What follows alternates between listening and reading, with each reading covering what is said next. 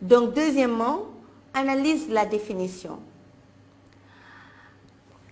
Premièrement, à travers les différentes questions de la philosophie, c'est toujours l'homme qui s'interroge sur lui-même sous un aspect particulier. Lorsque je dis que puis-je savoir, que puis-je, c'est je, c'est-à-dire moi, être humain, en tant que je suis doté d'une conscience, c'est-à-dire cette faculté qui me permet d'être présent dans le monde, de me rendre compte que le monde existe et que moi-même j'existe et que je ne suis pas le monde, doté de raison en tant que faculté d'ordre qui permet à l'homme de distinguer le vrai du faux, donc qui lui permet de connaître, je me pose la question suivante, que puis-je savoir? Donc c'est moi, homme, qui cherche à savoir. Que dois-je faire? Que dois-je, c'est encore l'être humain qui se demande quel acte il doit poser dans le monde. Parce qu'en tant que je suis un être doté de conscience, la conscience étant également une faculté qui permet à l'être humain de normer son action, je me demande quel acte je dois poser dans le monde et quel autre acte il m'est interdit de poser. C'est toujours l'homme. Que m'est-il permis d'espérer? Moi, en tant qu'être humain, je cherche à connaître.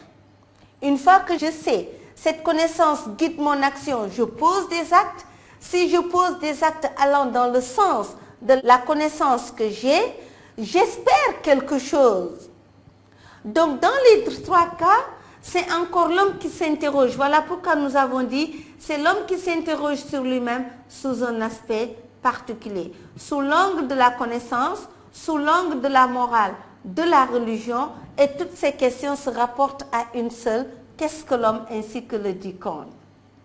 Toutes ces questions donc préparent la réponse à la dernière, qu'est-ce que l'homme? Qui est cet homme-là? Cet homme qui cherche à connaître, cet homme qui se demande quel acte il doit poser dans le monde, cet homme également qui espère quelque chose à la suite des actes qu'il pose. Qu'est-ce que c'est que cet homme-là? Voilà donc la question qui intéresse l'anthropologie philosophique. Alors, donc on peut dire que l'anthropologie apparaît comme la question fondamentale de la philosophie. Ce n'est pas pour rien que dès le début, quelqu'un comme Socrate, considéré comme le père de la philosophie, avait incité les gens à se connaître. Connais-toi toi-même. Il y a déjà une certaine anthropologie à travers le précepte delphique, c'est-à-dire le connais-toi toi-même.